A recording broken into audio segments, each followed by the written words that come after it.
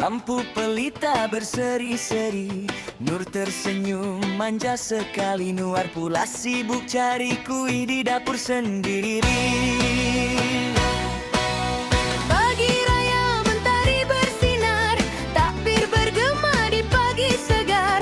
Nur berhias cantik bersinar, Nuar tengok sampai tersandar. Baju raya sedondon merah, macam cili di tepi rumah. Orang tengok semua terenggang-enggang, pasangan ni manis sungguhlah.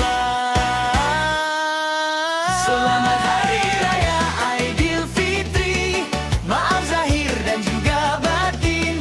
Nur beraya bersama Nuar di sisi, ketawa riang sepanjang hari. Baju merah sedondon gaya, macam bunga mekar di desa.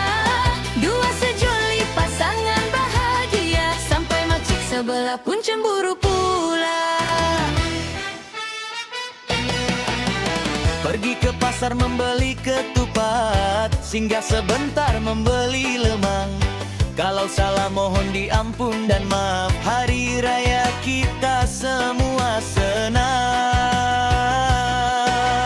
Burung merpati terbang ke hulu, hinggap sebentar di pokok jambu. Nur tersenyum malu-malu, Nuar makan rendang sampai bertambah 7. Pergi beraya rumah saudara, kuih raya penuh di atas meja. Nur makan satu dua sahaja, Nuar pula habis satu balang semua.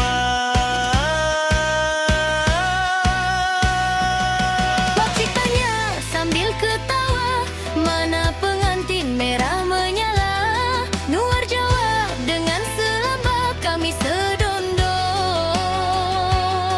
Supaya senang ambil gambar raya. Selamat Hari Raya Aidilfitri, maaf zahir dan juga batin. Nur beraya bersama Nuar di sisi, dua sejoli hati berbunga kasih. Baju raya merah menyala, macam bunga raya di halaman. Nur dan Nuar pasangan bahagia, raya bersama penuh kegembiraan.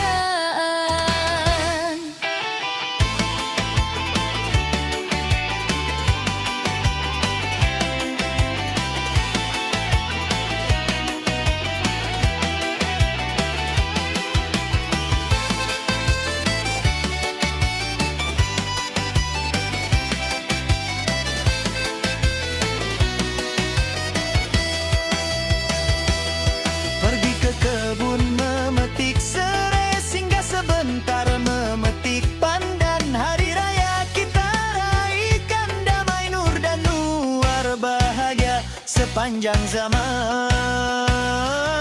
Kalau ada silap bicara, harap dimaafkan dengan rela. Selamat Hari Raya untuk semua, ketawa